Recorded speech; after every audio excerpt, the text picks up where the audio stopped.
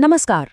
तो अप्रैल 2026 का आखिरी हफ्ता और भारत के लिए एक साथ कई बड़ी खबरें सामने आ रही हैं।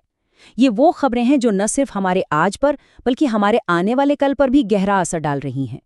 एक तरफ देखिए, दुनिया में जंग के बादल हैं, तो दूसरी तरफ हमारे अपने घरों में, हमारी रसोई में एक बहुत बड़ा सवाल सुलग रहा है।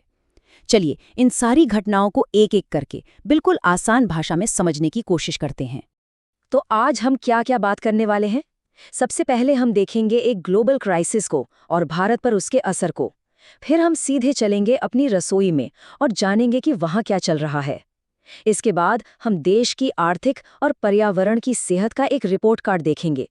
और आखिर में एक ऐसी जबरदस्त कामयाबी की कहानी सुनेंगे जो हम सबको प्रेरणा देगी। चलिए, तो फिर शुरू करते हैं पहले हिस्से से। देखिए, 2026 की शुरुआत से ही एक बहुत बड़े जियोपॉलिटिकल संघर्ष ने, मतलब एक बड़ी जंग ने, पूरी दुनिया का ध्यान अपनी तरफ खींच रखा है। और वो है अमेरिका-ईरान युद्ध। युद्ध, सिर्फ एक शब्द, लेकिन अप्रैल 2026 में इसकी गूंज हर तरफ है।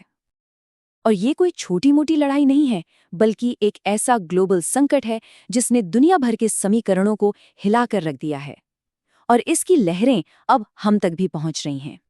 तो ये सब यहां तक पहुंचा कैसे?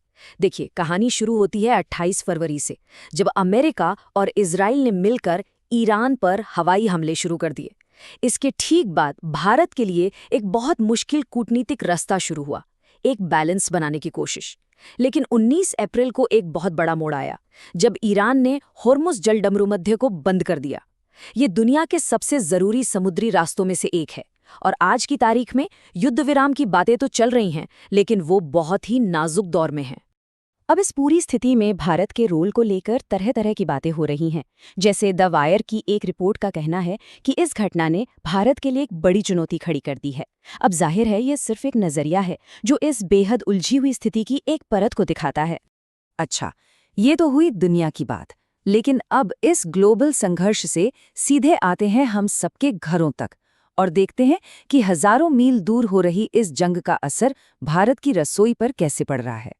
सवाल बिल्कुल सीधा है, लेकिन इसका जवाब भारत की एनर्जी सिक्योरिटी यानी हमारी ऊर्जा सुरक्षा की एक बहुत बड़ी कमजोरी को सामने लाता है।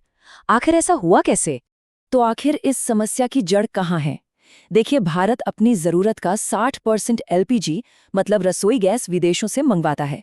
और असली चिंता की बात यह है कि इस 60% का भी लगभग 90% उसी हॉर्मुज के रास्ते से आता है, जिसे ईरान ने अब बंद कर दिया है। सोचिए, एक ही रास्ते पर इतनी ज्यादा निर्भरता ने हमें इस संकट के मुहाने पर लाकर खड़ा कर दिया है। और इस संकट ने एक और कड़वी सच्चाई हमारे सामने रखती है, और वो है हमारी तैयारी की कमी। हमारे पास सिर्फ 15 दिनों का एलपीजी स्टोरेज रिजर्व है। अब इसकी तुलना जरा जापान जैसे देश से कीजिए। उनके पास 100 से भी ज्यादा दिनों का भंडार होता है। बस यही वजह है कि सप्लाई रुकते ही इसका असर इतनी तेजी से और इतना गहरा महसूस होने लगा। तो भविष्य के लिए रास्ता क्या हो सकता है? एक्सपर्ट्स का मानना है कि हमें एक साथ कई मोर्चों पर काम करना होगा। जैसे हमारा जो घरेलू उत्पादन है उसे सिर्फ घरों के लिए सुरक्षित रखा जाए, हमारे स्ट्रैटेजिक रिजर्व्स को बढ़ाया जाए और सबसे ज़रूरी इलेक्ट्रिक कुकिंग और पाइप्ड गैस जैसे विकल्पों को तेज़ी से अपनाया जाए। वैसे इसी तरह के ज़रूरी राष्ट्रीय मुद्दों को सरल शब्दों में समझने के लिए मैं भारत हूँ को सब्सक्राइब करना मत भूलिएगा। चलिए, अब रसोई से बाहर निकलकर देश की पूरी तस्वीर को देखते हैं।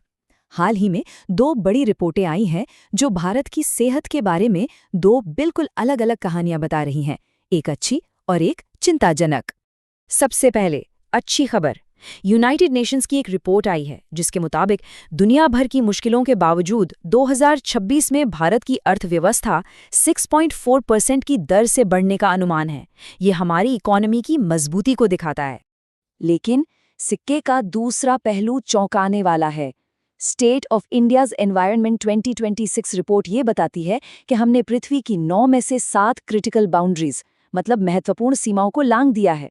इसका सीधा सा मतलब ये है कि हम अपने प्लैनेट के लाइफ सपोर्ट सिस्टम पर खतरनाक हद तक दबाव डाल रहे हैं। ये वो 7 सीमाएं हैं जिन्हें हमने पार कर लिया है। इनमें क्लाइमेट चेंज है, बायोडाइवर्सिटी का नुकसान है और ताज़े पानी की कमी जैसी बड़ी चीज़ें शामिल हैं। ये एक बहुत गंभीर चेतावनी है कि आर्थिक विकास और पर्यावरण के बीच संतुलन साधना कितना कितना ज्यादा जरूरी है।